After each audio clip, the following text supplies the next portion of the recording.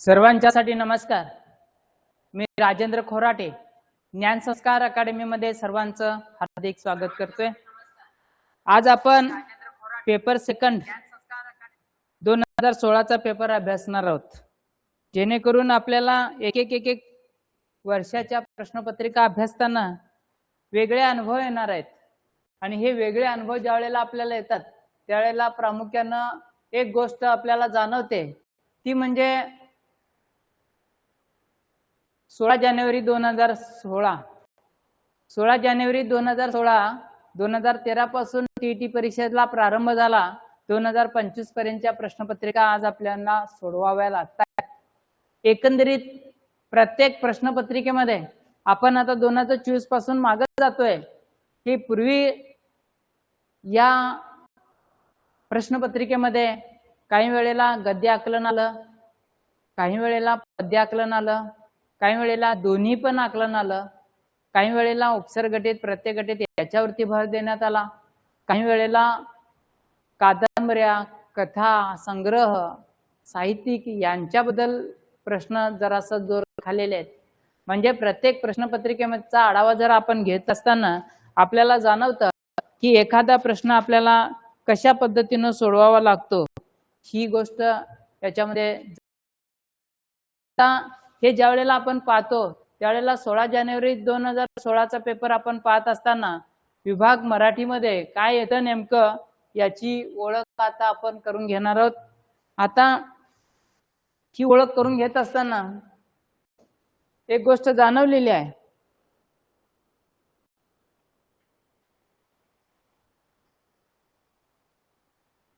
पुढील जोड्यामधून योग्य जोडी ओळखा। आता तुम्हाला काय दिलंय, तर मूकनायक, पुण्यप्रभाव, उद्याचा संसार आणि शाकुंतल पुस्तकांची नावं दिल्यात आणि याच्या पुढे लेखकांची नावं दिलेली आहेत। आता ज्या वेळेला आपल्याला लक्षात येतं की काही गोष्टी आपल्याला चुकीच्या आहेत, त्या जोड्या बरोबर आहेत का नाहीत, तर योग्य जोडी ओळखा। आता योग्य जोडी ओळखायची आपल्याला, आपण कन्फ्यूज मध्ये जातो काही वेळेला। आता ही योग्य जोडी ओळखत असताना पहिल्यांदा मूकनायक श्रीपाद कृष्ण कोल्हटकर ही जोडी मात्र योग्य आहे का, इथं पुण्यप्रभाव दीनानाथ मंगेशकरांचं लेखक म्हणून दीनानाथ मंगेशकर आहेत। आता उद्याचा संसार चंद्रकांत काकोडकरांचा आहे आणि शाकुंतल म्हटलं की कालिदासांचं आहे। आता उदाहरण जर सांगायचं झालं तर पुण्यप्रभाव दीनानाथ मंगेशकर, उद्याचा संसार चंद्रकांत काकोडकर, शाकुंतल कालिदास। आता ही नावं वाचल्यानंतर हे पर्याय आहेत ते सगळे चुकीचे पर्याय आहेत। म्हणजेच पर्याय क्रमांक 1 श्रीपाद कृष्ण कोल्हटकर हे बरोबर आहे। आता जरासं मी पुढे जातोय, आता डॉक्टर बाबासाहेब आंबेडकरांनी मूकनायक नावाचं वृत्तपत्र सुद्धा सुरू केलेलं होतं।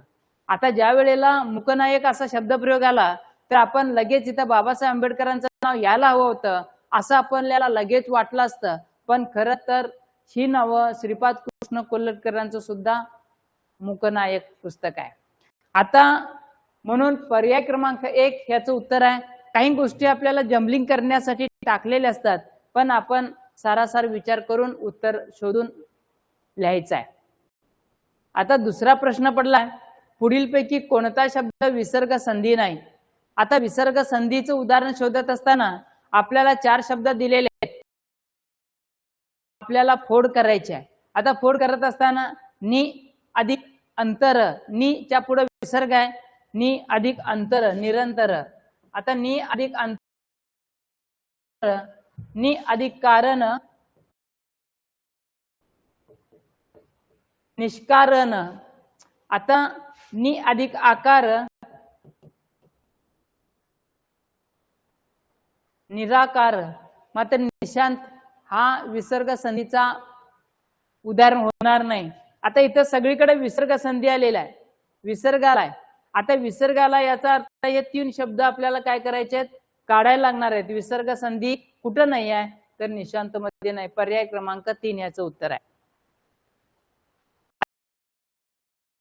उदाहरण ओळखा असं म्हणलेलं आहे। आता तृतीय तत्पुरुष समासाचं उदाहरण ओळखत असताना आपल्याला एक गोष्ट प्रामुख्याने जाणवते ती म्हणजे कोणती, की ज्या ज्या वेळेला आपण एक गोष्ट पाहतो,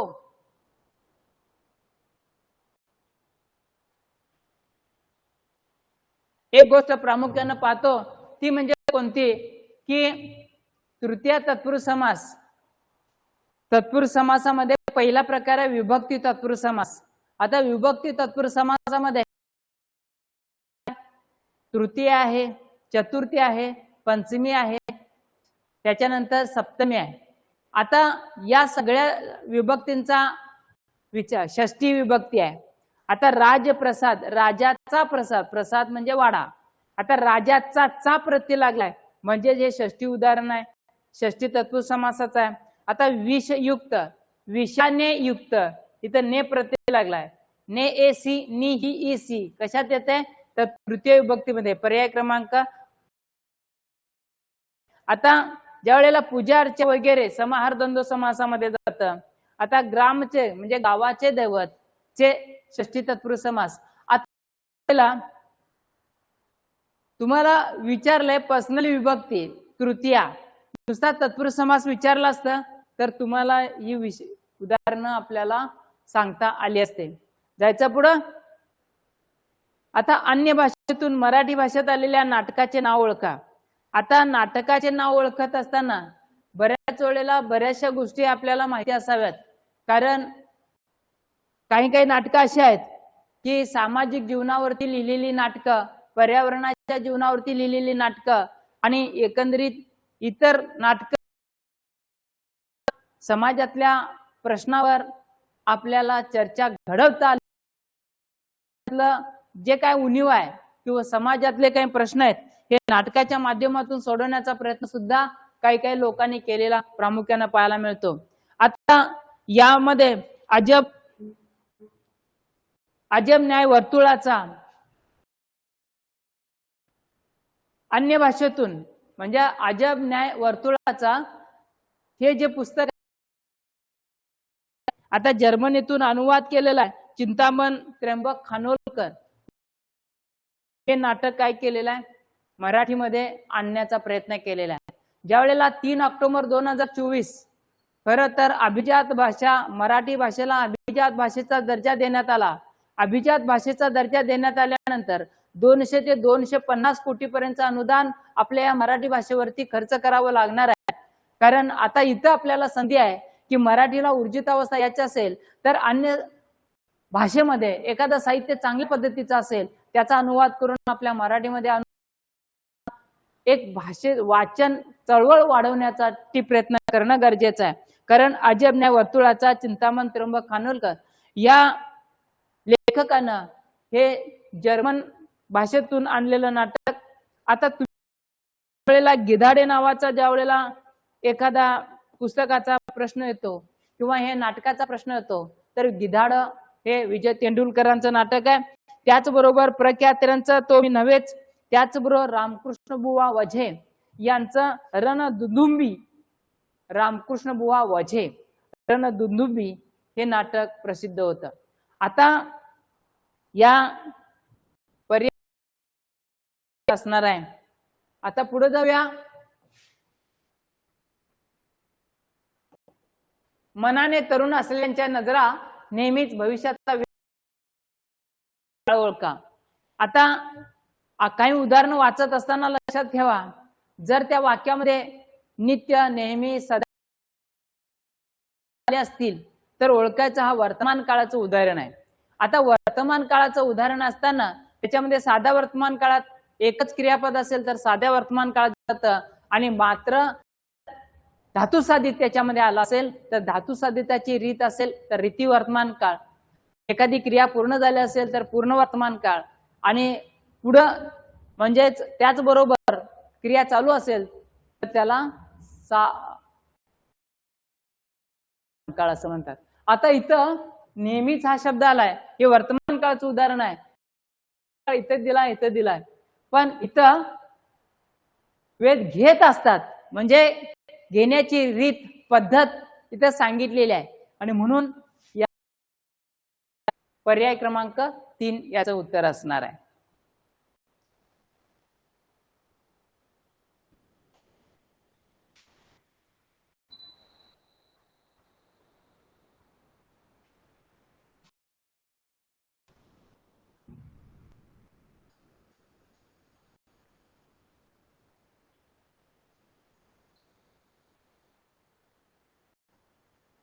आता पुढचा प्रश्न पडलाय, योग्य प्रकारे केलेले अनेक वचन ओळखा. आता पाऊले असं होतं का बघा, पावले म्हणतो आपण.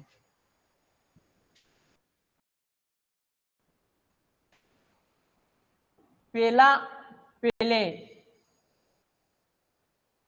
भांडी भांडे भांडी, सतरंजा. आता जरासं बघा काय विचारलंय तुम्हाला, अनेक वचन विचारलंय. आता अनेक वचन काय, याच्यातलं पावले कसं व्हायला पाहिजेत, असं व्हायला, हे उत्तर येणार. भांडी दिलंय एक वचन, हे भांडी पाहिजेत, हे होणार नाही. म्हणजेच पेले अनेक वचन बरोबर आहे उत्तर. पर्याय क्रमांक 2 याचं उत्तर. लक्षात ठेवा कसं आलं बघा, म्हणजे मी तुम्हाला त्याचं स्पष्टीकरण सुद्धा दिलेलं आहे. आता पूर्णामाईची लेकरं ही कादंबरी कोणी लिहिली आहे. आता पूर्वीच्या काळाचा विचार जर केला तर बऱ्याचशा लेखकांनी साहित्यिकांनी कादंबऱ्या अतिशय सुंदर लिहिल्या. कारण बाबा कदम नावाचा एक लेखक होऊन गेला की त्यांच्या कादंबऱ्या वाचताना कादंबऱ्या खाली ठेवल्या जात नसत. पण आज मोबाईलचा जमाना आलेला आहे, पर्यायानं कादंबऱ्या, कथासंग्रह किंवा समीक्षा, लघु निबंध या सगळ्या साहित्यांचा जर विचार करायचा झाला तर ग्रंथालयाची रकाना म्हणजे कप्पे भरलेले आहेत. कोणच वाचायला कादंबऱ्या घेत नाहीत. आणि पात्र पूर्णामाईची लेखक कादंबरी ही गोनी दांडेकरांच्या. पर्याय क्रमांक 4. आता प्रकाश आमटे, खरं तर ज्यावेळेला बाबा आमटेंचा विचार केला गेला तर बाबा आमटे कुष्ठरोगी, महारोगी यांच्यासाठी ज्यांनी जीव. आता विकास आमटे आणि प्रकाश आमटे, तर प्रकाश वाटा नावाचं आत्मचरित्र सुद्धा लिहिलंय. आनंद वनामध्ये त्यांनी आजही कुष्ठरोग्यांची सेवा करण्याचा प्रयत्न केलेला आहे. रणजित देसाई म्हटलं की गडिंग्लज, कोल्हापूर जिल्ह्यातील चंदगड तालुक्यातले कोवाड नावाचं गाव, स्वामी नावाची कादंबरी त्यांनी लिहिली आणि साहित्य अकादमीचा पुरस्कार त्यांना मिळाला, ते रणजित देसाई. आता गारंबीचा बापू म्हटलं तर आपल्याला श्रीनाथ पेंडसे यांची ओळख होते आहे. मग या सगळ्या साहित्यिकांची ओळख करून घेत असताना इथं मात्र पूर्णामाईची लेकरं याचं उत्तर आहे गोनी दांडेकर. आता समानार्थी शब्दाची चुकीची जोडी ओळखा. आता इथं जरासा झालाय. आता आभा म्हणजे तेज किंवा प्रकाश ही बरोबर जोडी आहे, चुकीची नाही. पराक्रम आणि मर्दुमकी ही सुद्धा बरोबर जोडी आहे. आता ज्या वेळेला या दोन जोड्यांचा जर विचार केला आपल्याला एक गोष्ट जाणवते की अवांछित नको असलेले, अवांछित करून ठेवायला हरकत नाही, कारण अवांछित म्हणजे नको असलेले आणि अलांछित म्हणजे कलंक रहित. आता अवांछित नको असलेले आणि अलांछित कलंक रहित असे दोन शब्द त्याचा अर्थ आहे. म्हणजे जरासा समानार्थी शब्द ही चुकीची जोडी आहे. आता मेघ आणि निरद, खरं तर हा पण शब्द चुकीचाच आहे. आता परीक्षा परिषदेनं त्याचं 3रं आणि 4थं उत्तर दिलेलं आहे, परंतु तसं हा प्रश्न चुकीचा दिसतोय. एकंदरीत हे दोन शब्द तिथं दिलेले योग्य वाटत आहेत. आता त्याच्यानंतर पुढे आहे रुकार या शब्दाचा योग्य विरुद्धार्थी शब्द ओळखा. आता रुकार, रुकार याचा अर्थ काय, होकार. आता रुकार म्हणजे होकार, होकाराचा विरुद्धार्थी शब्द काय येईल, नकार. म्हणजे पर्याय क्रमांक 1 याचं उत्तर असणार आहे. आपण लगेच म्हणतो रुकार म्हणजे नकार असेल, हो, रुकार म्हणजे होकार आहे. आता कोलंबसाचं गर्वगीत, ज्या वेळेला ही काव्यरचना वाचल्या आपल्या लक्षात येतं की ज्या माणसांच्या जन्मदिनाची ओळख ही मराठी भाषा गौरव दिन म्हणून केली जाते. आपल्या मराठीचा ज्ञानपीठ पुरस्कार ज्यांना दुसऱ्यांदा मिळाला, मराठीच्या साहित्य क्षेत्रातील विशाखा नावाचा काव्यसंग्रह त्यांचा विशेष गाजला, अशा कोलंबसाचं गर्वगीत वि वा शिरवाडकर उर्फ कुसुमाग्रज यांना त्यांची कविता ही अतिशय महत्वाची म्हणून ओळखली जाते. तर पर्याय क्रमांक 2 हे याचं उत्तर असणार आहे. आता गोविंदाग्रज, तर राम गणेश गडकर यांना गोविंदाग्रज म्हणतात. केशवसूतांना कृष्णाजी केशव दामले यांना केशवसूत म्हणतात. त्याचबरोबर काही गोष्टी आपल्याला पाहायला मिळत असताना की ज्या वेळेला काशीनाथ हरी मोडक, माधवानुज काशीनाथ हरी मोडक यांचं पूर्ण नाव आहे. म्हणजे ही टोपण नावं आपल्याला खरं तर माहिती असणं गरजेचं आहे.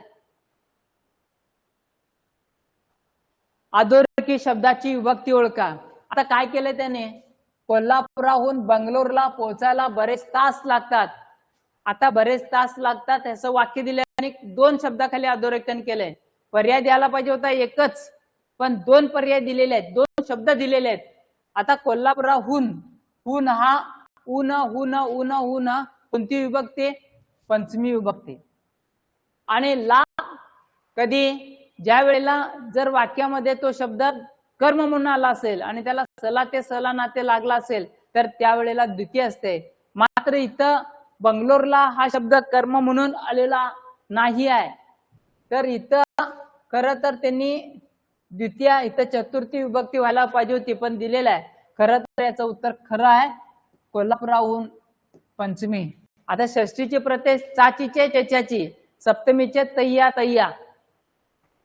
आता 42वा प्रश्न, स्त्रीलिंग ओळखा. आता घडवणची, पूर्वीच्या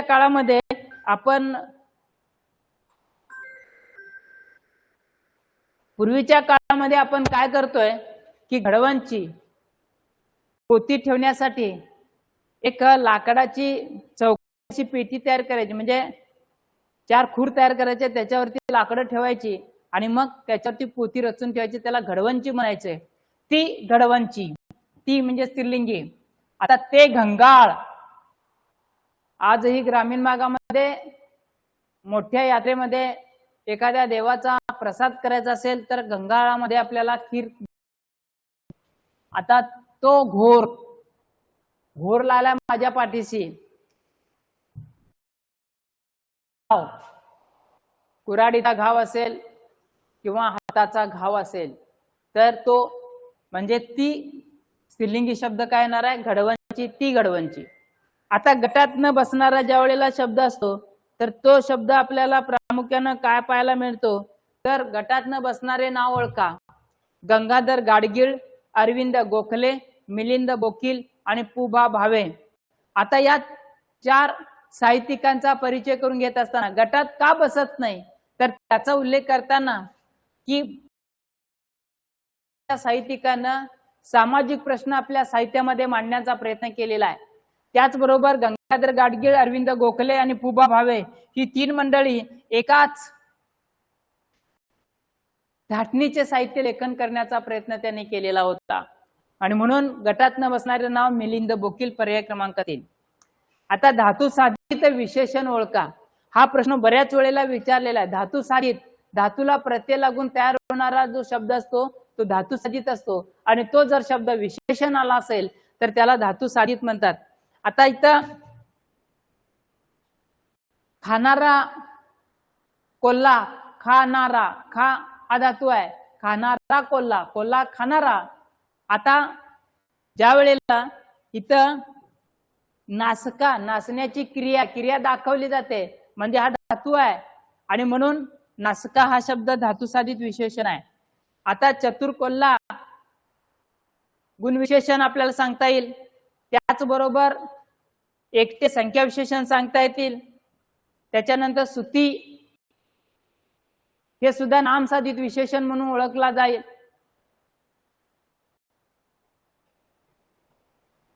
जसं धातू साधित विशेषण तसं नामसाधित विशेषण सुद्धा ते नाव असेल आणि प्रत्यय लागला असेल म्हणजे विशेषणाचं काम करत असेल तर. आता केवल प्रयोगी अव्यय ओळखा. केवल प्रयोगी अव्यय ओळखा असं म्हटलं तर म्हणजे वा किंवा आणि 4 इथं उदाहरणं दिलेले आहेत. आता ही उदाहरणं ओळखत असताना केवल प्रयोगी अव्यय म्हणजे काय, आपल्या मुखातून काही उद्गार बाहेर पडतात, वा म्हटलं की आपण ते केवल प्रयोगी अव्यय, कारण उद्गार चिन्ह. अब केवढा मोठा साप, उद्गार चिन्ह. वा छान केलं. आता वा केवल प्रयोगी अव्यय. आता तुम्ही म्हणाल म्हणजे किंवा आणि, आता हे काही वेळेला आणि उभयनवी अव्यय, समुच्चय बोधक किंवा विकल्प बोधक म्हणजे स्वरूपबोधक या सदराखाली ते येतं.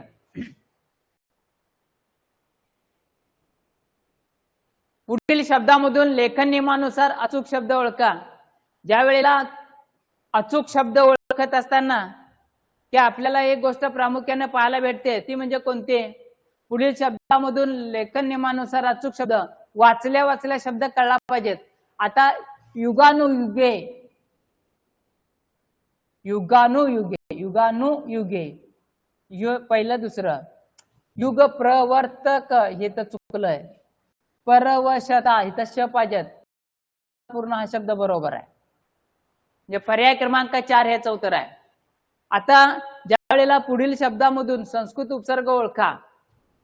आता फारसी उपसर्ग आहे, संस्कृत उपसर्ग आहेत, या सगळ्या गोष्टींचा आपल्याला विचार करायचा असेल तर आपल्याला प्रामुख्याने पाहायला मिळते ती म्हणजे कोणती? की दर, आड, परा, अनिय. आता संस्कृत उपसर्गाचा जर विचार केला तर परा, पराजय, पराभव हे संस्कृत उपसर्ग आहेत. मग आता तुम्ही म्हणाल की दर, दर हे काय आहे? दर मजल. काही वेळेला आपण हा सुद्धा फारसी उपसर्ग आहे. दर मजल, कडा हे फारसी उपसर्ग आहेत.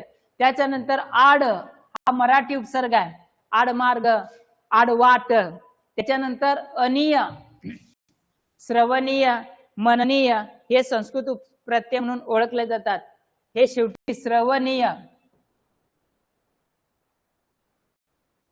हे प्रत्यय, हे उपसर्ग आहेत. परा हा उपसर्ग आहे. इथे उपसर्ग विचारलाय पर्याय क्रमांक 3 हे याचं उत्तर आहे.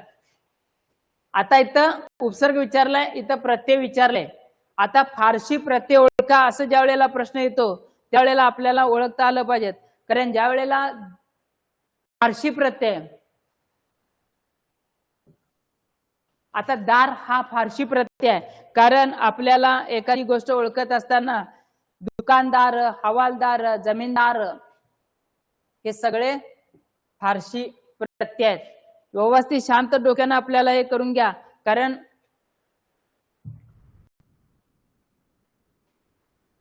बद हा उपसर्ग आहे, बदनाम. आता ज्या वेळेला की असं येतो हा मराठी प्रत्यय आहे. माणूस की मराठी प्रत्यय प्रत्यय. आणि ज्या वेळेला मराठी उपसर्ग म्हणून अवनती, अवगुण मराठी उपसर्ग आहे. काही वेळेला इथं प्रत्यय विचारलंय, उपसर्ग पण देतात. गोंधळून जायची गरज नाही. पर्याय क्रमांक 1.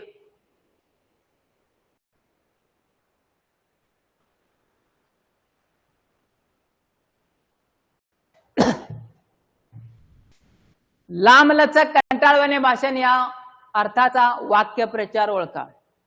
आता वाक्यप्रचार म्हटलं, उमराचं फुल एक दुर्मिळ वस्तू किंवा दुर्मिळ गोष्ट. थंडा फताळ उपास, एरंडाचे गुऱ्हाळ लांबलेलं लांबलचक भाषण, अकलेचा खंदक मूर्ख माणूस. म्हणजे काय असणार आहे? एरंडाचे गुऱ्हाळ लांबलचक कंटाळवाणे भाषण. पर्याय क्रमांक 3. आता कृतज्ञतेची प्रवृत्ती दर्शवणारी म्हण ओळखा. कृतज्ञता.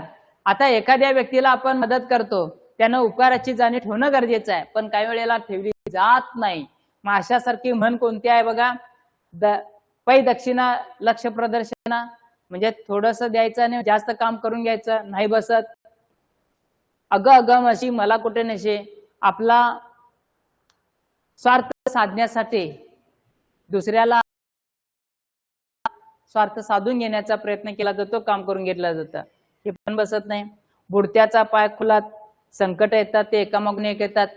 गरज सरो वैद्य मरो. कृतज्ञतेची प्रवृत्ती, गरज सरो वैद्य मरो.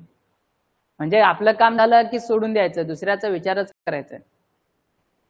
आता झाडावरती चेंडू लटकते, झाडावरती चेंडू लटकले, शेतामधून बॅटी, म्हणाल ते सारे होते, उणे न कोठे काही.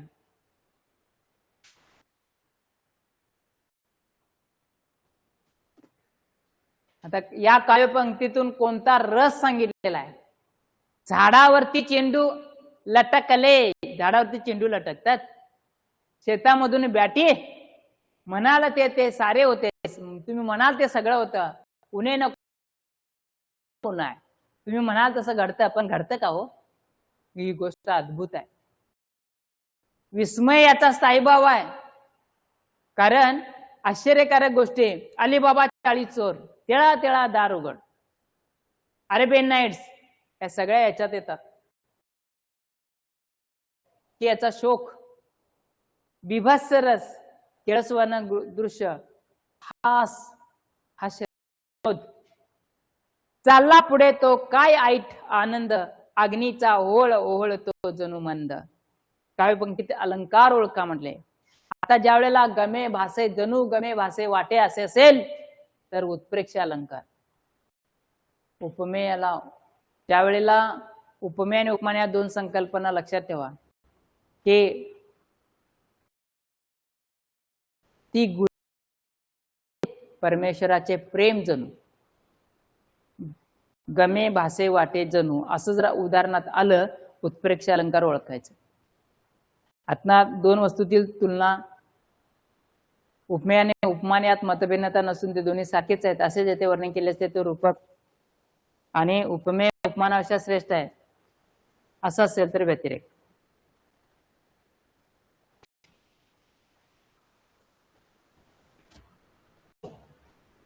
पुढील वाक्यामधून प्रश्नार्थक नसलेले वाक्य, हे वाक्य वाचल्या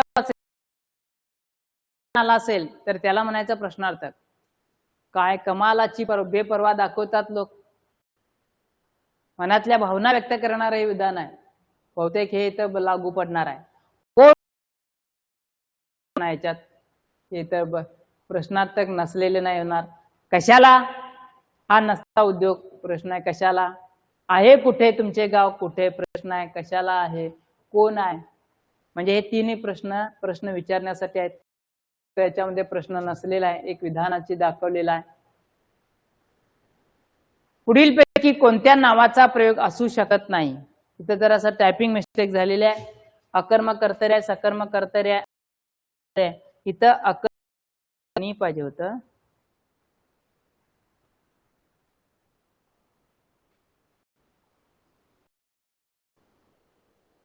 काही वेळेला पुढील पैकी कोणत्या नावाचा प्रयोग असू शकत नाही. आता कर्म नसेल, कर्म वाक्यात नसेल तर कर्मणी, लक्षात असू द्या. कर्तरी कर्ता असेल तरच कर्तरी प्रयोग, कर्मणी प्रयोग, कर्मणी प्रयोग होत नाही, म्हणून हा अकर्मक कर्मणी प्रयोगाचं उदाहरण आहे. आता ज्या वेळेला या सगळ्या गोष्टी आपण पाहतो की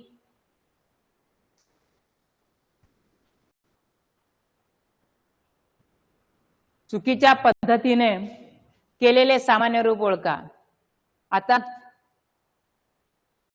जहर जे विष, जहरी टीका केली म्हणजे जहरचं जहरी केलं.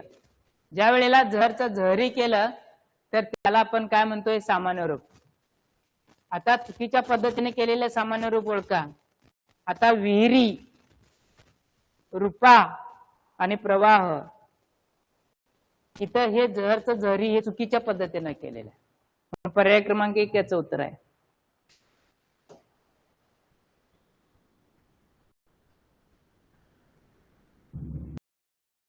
नाम नसलेला शब्द ओळखा. सामान्य नाम, सामान्य नाम नसलेला, सुवर्ण हे विशेष नाम आहे, पुरण हे सामान्य नाम आहे, तळ सामान्य नाम आहे, वाळू सामान्य नाम आहे. एकाच समान गुणधर्म, एकाच जातीतील समान गुणधर्मामुळे त्या जातीला एक सर्वसमावेशक नाव दिले जाते, त्याला सामान्य नाम म्हणतात. हे समान गुणधर्म आहेत. याला पर्याय क्रमांक 4 याच उत्तर आहे. पुढील भाववाचक नाम ओळखा. आता भाववाचक नाम ओळखत असताना ज्या वेळेला शूर, चपळ आदी, मात्र लालित्य हा गुणधर्मातला, त्याच्यातला भाव आणि गुणधर्म दाखवला जातो, सांगितला जातो, त्याला भाववाचक नाम म्हणतात. आणि जसं सुंदरचं सौंदर्य आहे, माणसातला माणुसकी आहे. पाटील म्हटलं की पाटील केलं, गुलाम म्हटलं की गुलामगिरी आली. हे सगळे भाववाचक नाम आहे. तसं लालित्य हे भाववाचक नाम आहे. पर्याय क्रमांक 2. आता या प्रश्नपत्रिकेमध्ये काय दिसतंय की उतारा दिसतोय. जीवनावर आधारलेला उतारा आहे. जरा वाचणार आहे, व्यवस्थित ऐकायचं आहे. महात्मा फुले यांचा महाराष्ट्र आज कसा आहे, याच महाराष्ट्रातील शासन करत नसल्याचा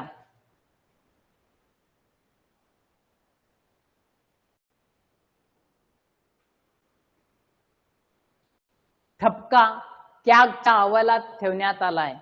आजही बालविवाह होत आहेत. 18 पेक्षा कमी मुलीचं वय असलं तर तो बालविवाह होऊ शकतो. तर लक्षात घ्या, आपण अजूनही ग्रामीण भागामध्ये राहणाऱ्या लोकांना याची जाणीव असणं अतिशय गरजेची आहे. आता कॅगनं ठपका काय ठेवलाय की अजूनही बालविवाह चालू आहेत.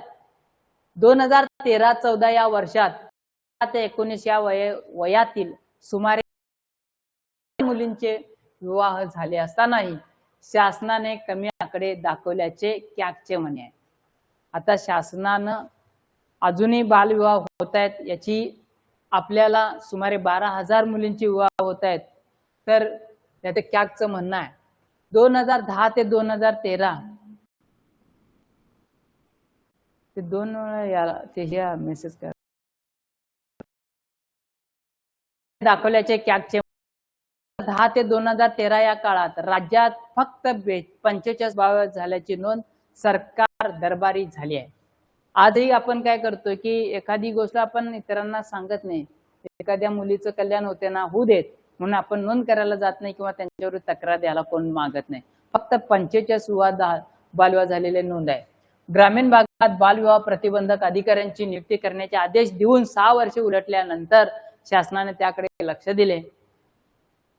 यावरून हा प्रश्न साखरेसाठीच्या पाण्यापेक्षा किंवा शहरातील मोकळ्या जमिनीवरील झोपडपट्टीपेक्षा महत्वाचा नाही असे मानणारी सत्ताधारी वृत्ती स्पष्ट होते. लोक अजूनही त्या गोष्टीला गांभीर्याने घेत नाहीत.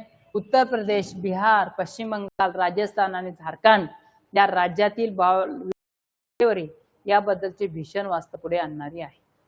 उतारा संपलेला आहे. पुढे काय घडले बघा. महात्मा फुले यांचा महाराष्ट्र या शब्दातून लेखकाला काय सुचवायचे, म्हणजे लेखकाला आता आपल्याला काय सुचवायचं आहे. पुरोगामित्व, प्रतिगामित्व, म्हणजे आपण पुरोगामित्व विचाराची आता कुठेतरी सुधारणा करण्याचा विचार आपल्या मनामध्ये आला पाहिजे. म्हणजे पर्याय क्रमांक 1 याचं उत्तर असणार आहे. यावरून हा प्रश्न सत्ताधारी वृत्ती स्पष्ट होते. आता प्रत्येकाच्या मनामध्ये एखाद्याबद्दल आदराचा भाव असेल, चांगली गोष्ट होते. पण तसं पाहायला गेला तर ही त्याकडे पाहण्याचा लोकांचा दृष्टिकोन उपरोधाचा आहे. उपरोध.